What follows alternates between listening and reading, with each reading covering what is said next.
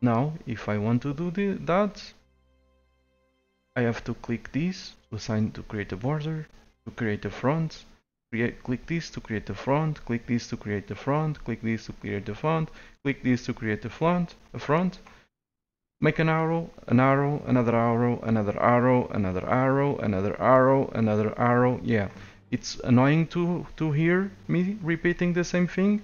It's just as annoying to create battle plans for this. Either that, or I have to manage this map manually. So I don't know how some people can say that Hearts of Iron 4 is less micro intensive than Hearts of Iron 3 and still keep a straight face, because it isn't. This isn't less micro intensive than Hearts of Iron 3. For my experience, it's quite the opposite.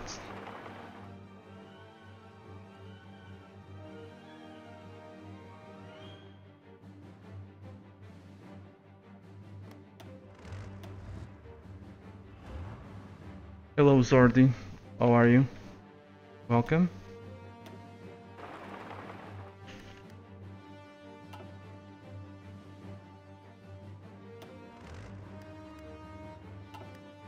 Micro hell, that's the right word for this game. It has the same issues as EU4, but worsened because we have more units to handle and the provinces fall instantly.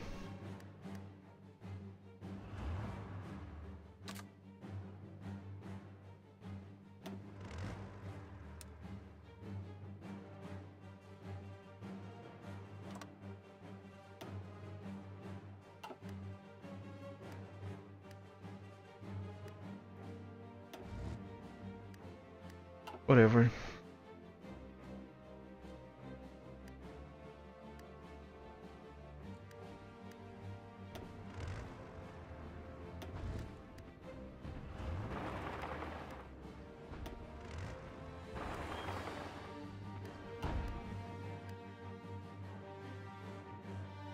This is the first time I see Marco play live. A real honor. It's an honor for me to have you here. Thank you. I'm glad that you appreciate my gameplay that much. If it wasn't for people like you, I wouldn't be doing this. Hello, Mikeus. I probably would not be doing this. I would play the games and not stream them. I would play the games and not upload them to YouTube, of course.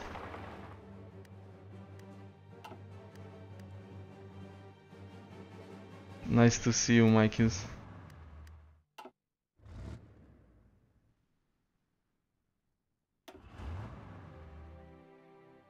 Okay, let's assign these guys over here.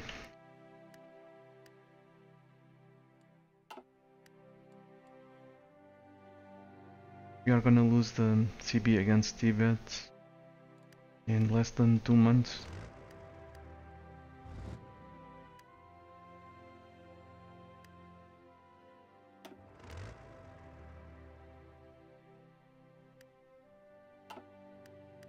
How are we doing? Looking great.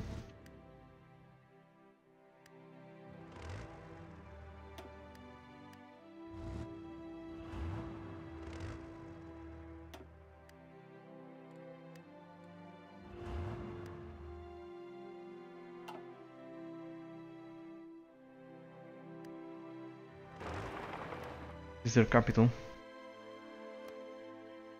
How's their national unity? 70%. Can we bomb it?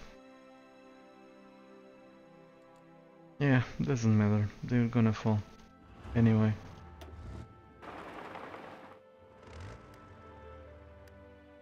Just a question of time.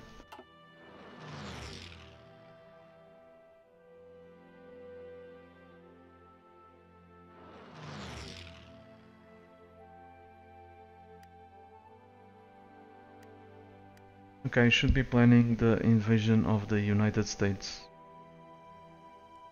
I think. You have a pretty nice navy.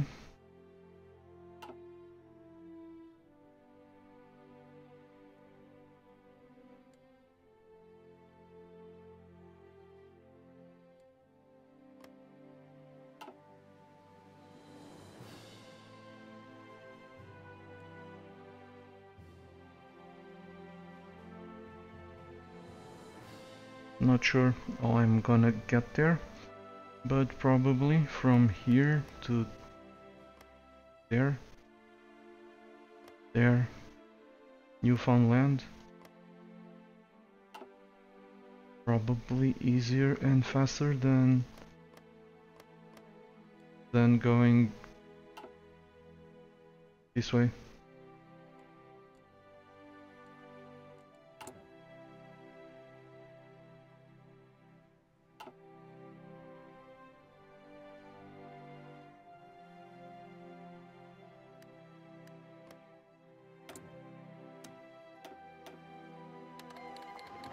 Let's go fight Tibet.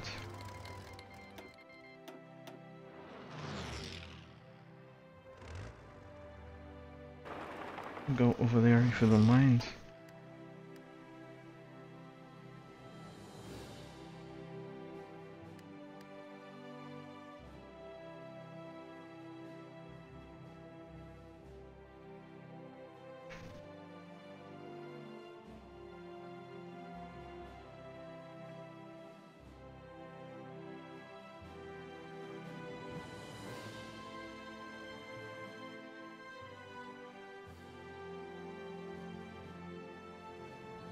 Yes, Zordi 1989 is saying, that would be insane, I reckon. Marco, I found out that the best way is to delete all orders before you declare war, so that you get the preparation bonus, but without stupid AI decisions. After that, it's a lot of micro, but I feel more comfortable, since it's similar to EU4. Excuse me. Since it's similar to EU4, if you turn plans off, but I imagine you're tired of micro, so yeah. The thing with the battle plan is that if I'm going 100% manual, I'm gonna place my troops sensibly along the border, the way that I want them. So, to have a preparation bonus, I need to prepare. So I tell my divisions to stay here or there or over there, and the AI is gonna shuffle them around. So much for my plan. Of course, if it's a pocket like this, it doesn't make any difference, because the units will be surrounding it. But if it's something that requires some tactical thinking, the AI is gonna screw it up so much that it's better if I don't do any battle plan at all. Right now, since I'm so powerful that it doesn't matter, I'm using the AI, because if it mattered for something, you can bet the AI would be off. I actually played most of this campaign at the beginning, where I had to fight the Axis with its full power. The Axis was not at war with anyone, was not at war with the Soviet Union. I had to defeat him as Portugal alone. I had to defeat a gigantic Germany and Italy. So I controlled everything manual. Huge amount of micro, but that micro was rewarding. It was rewarding for me, because it was a challenge. It was, at least at the beginning, it was a challenge as Portugal to defeat the might of a gigantic Germany, Italy, the Axis. But this is micro that it's not rewarding, because it's beating a dead horse. So, but at the same time, if I have objectives to achieve with such an ineffective AI, I feel almost forced to micro this myself, or else they'll never get it done. or they will get it done very, very slowly, and that upsets me. It interferes with my ability to enjoy the game, because I don't like to see dumb stuff going on.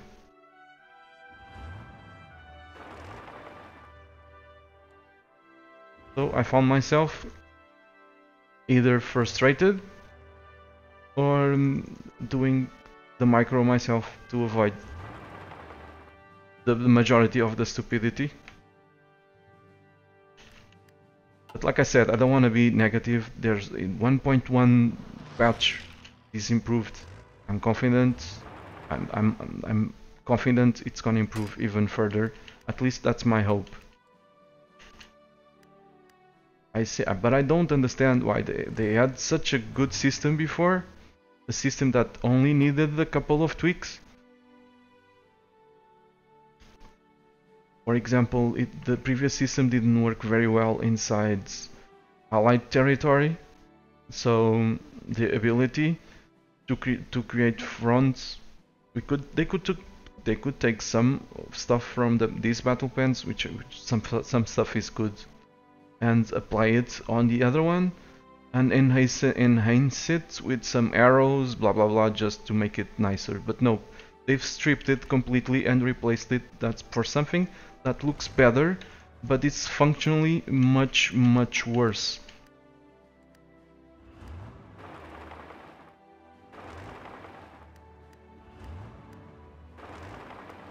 Anyway,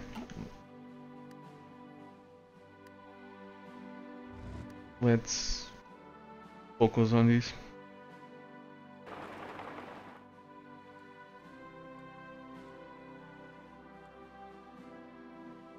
But Zordi is saying, of course they will improve it, but I think they were rushing to get the game out on release date. Yeah, that's for sure one of the reasons. However, I'm not seeing how can they improve this sort of stuff. But unless they go to... unless this changes.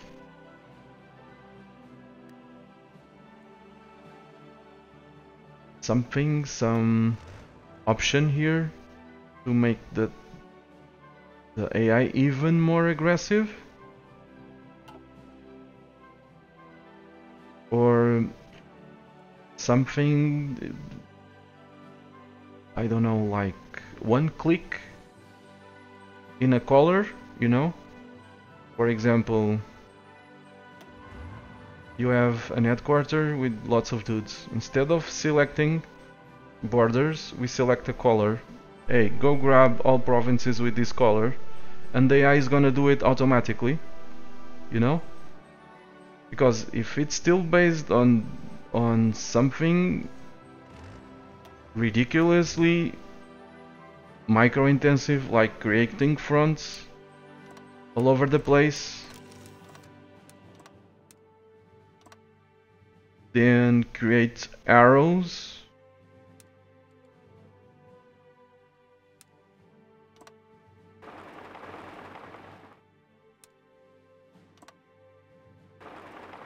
that are actually difficult to create in such small, you know, and then assigning divisions. Man, this is... I don't even know how to describe it. This is simply too bad by comparison with the previous system.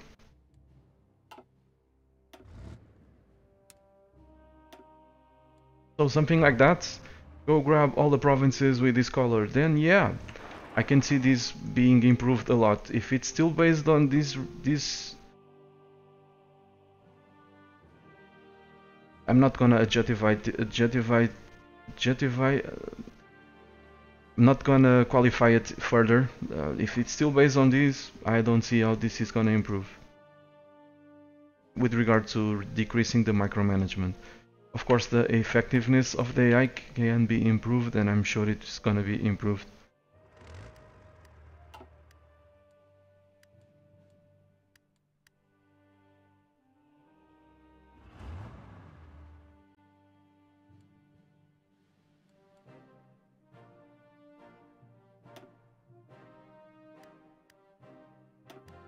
Okay, we're reaching the border with China.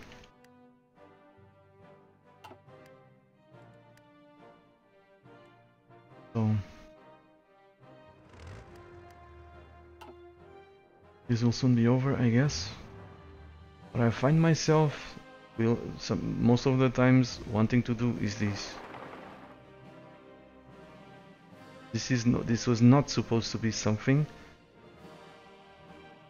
that someone in a Hearts of Iron game should feel like doing to clean this up.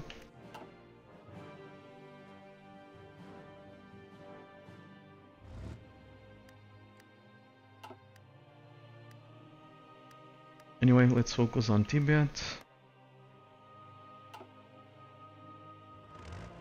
I'm gonna detach this guy. You can stop, go somewhere else.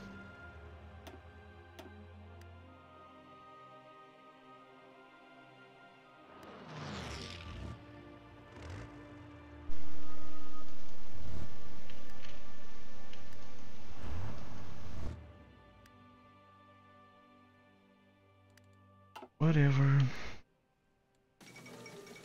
Okay, Mongolia. Just surrendered. And the Swedes are fighting to the death.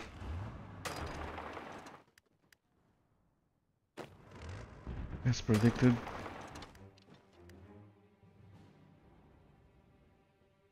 Very brave Swedes. Or very foolish. Or both.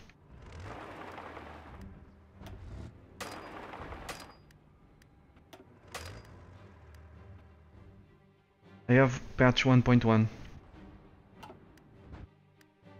This is a beta patch. Yes, you need to go to your games library and I think you need to, let me see, games library, right click on the game, select properties, the betas tab, there's a drop down menu, you select the beta patch.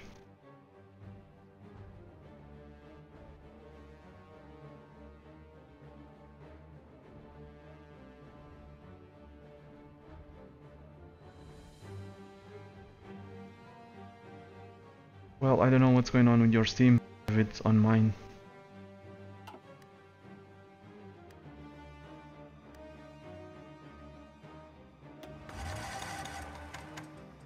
That's how I got it.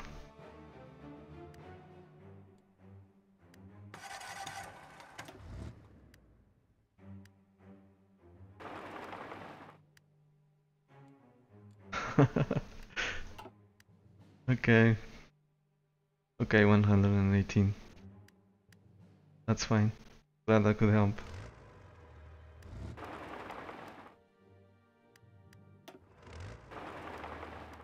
There were some nice improvements with this patch, especially like the more aggressive AI and the ability to give orders to fleets, to air wings that are still deploying from the reserves. So again, because this is not based on painting the map on areas, it's based on fronts. If I want to clean this up, I have to do it manually, or I have to create fronts, which is more work than sending divisions over there to kill them.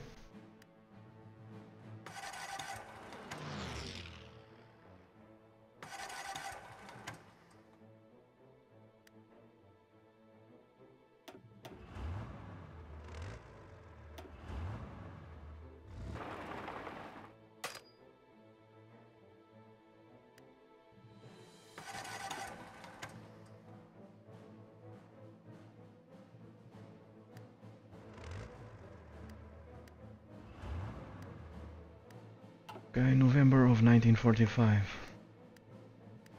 Still have plenty of time. Let's finish off the Swedes.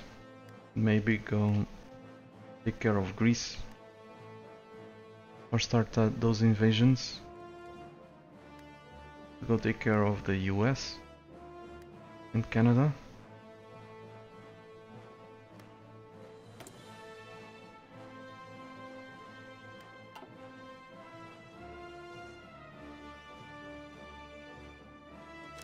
Okay, no opposition here, don't know where they went, but if I have no opposition, I am of course gonna tell them to advance. And they're actually advancing even without an arrow. This is the kind of stuff that I was talking about. If there is no opposition, the troops should move forward. Without an arrow. Without the need for an arrow. It's an enemy province. They should fetch it. That would fix a lot of issues with the passiveness of the AI.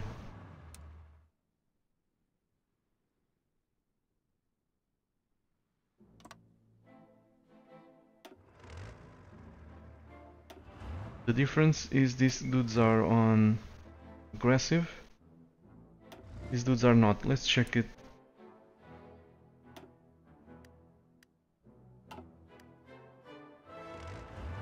Will you move?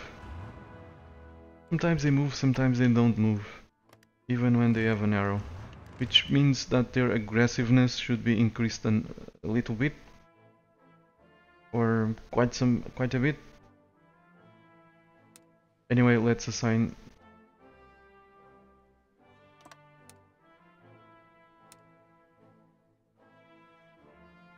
I don't know why you say you won't be able to do this. One division, no, I know.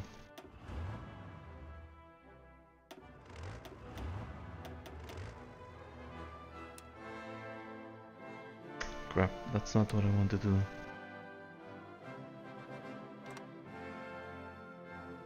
Well, now they assigned 12 divisions, good.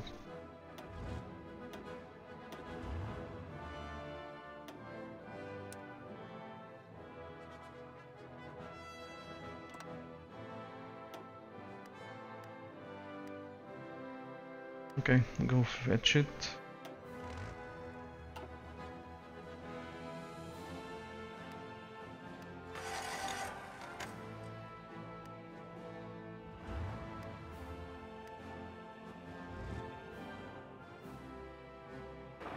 I'm not gonna even talk about the lack of strategic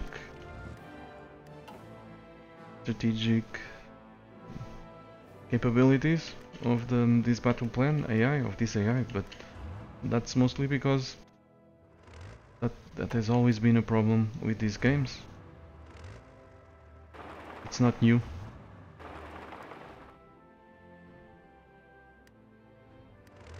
Hearts of Iron 3 also had this problem. U4 also has this problem.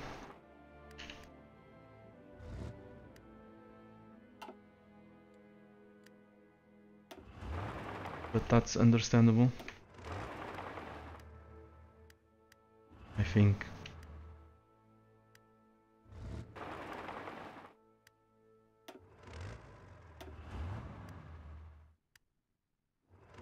Come on, just clear that goddamn pocket.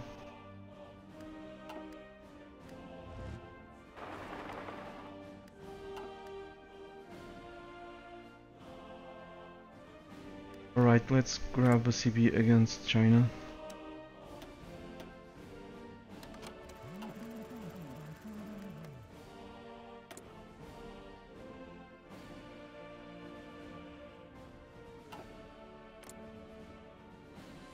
These dudes are allied with each other. I just need one CB.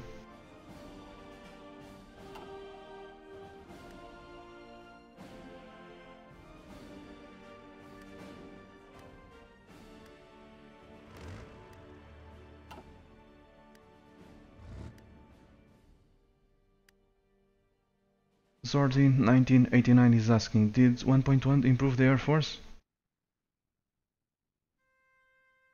Yeah, I remember in your Luxembourg campaign you said fighters, bombers, etc. are useless in Hearts of Iron 4. They are not useless.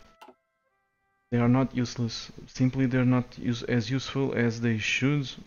Either that, like I said, or the AI does not know how to use them, or don't recall exactly what were my words, but leaves a lot to be desired.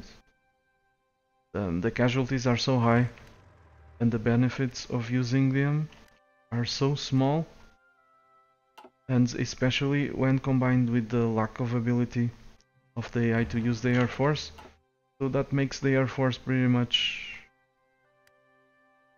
useless in single player, unless of course you need it for some to fulfill some rules, like you wanna drop some paratroopers, you need air superiority, so you need to fulfill it. You have some very tough opposition that you need to break to achieve a breakthrough, so you kind of need air superiority to reduce their defensiveness, and some bombers to help you with that. But that's so rare that I pretty much ignored the Air Force and without any consequences, basically. I mean, there's probably some consequences. You'll have a shit ton of consequences for sure if you play multiplayer, but I'm not convinced.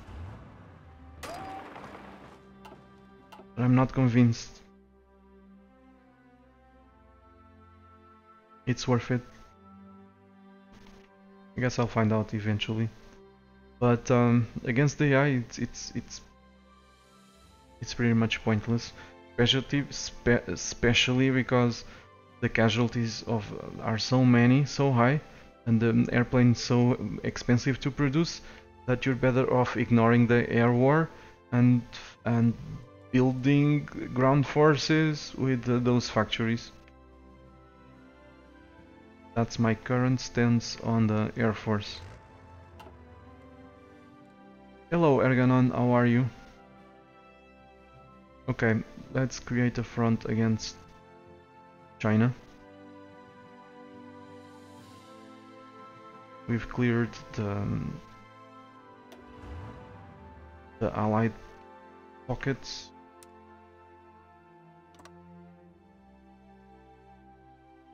It's a shame.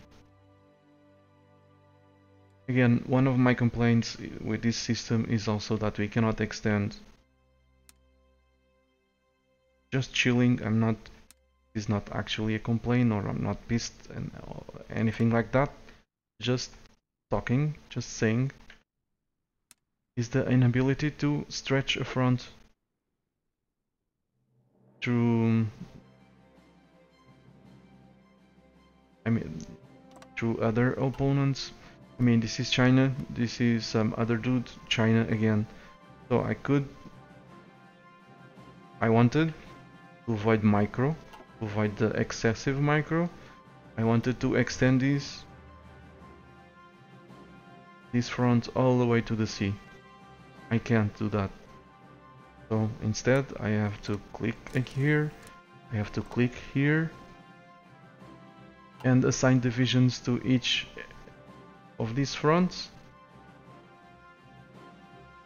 When just one click extends, would assign the divisions sensibly along this entire border. This is only 3 provinces, but 3 fronts, but imagine places where we have lots of border guard, lots of countries bordering, and we want to attack them all at the same place. It's a huge micromanagement. Anyway, so 83 divisions assigned over there. Let's split, I guess. Assign them over here.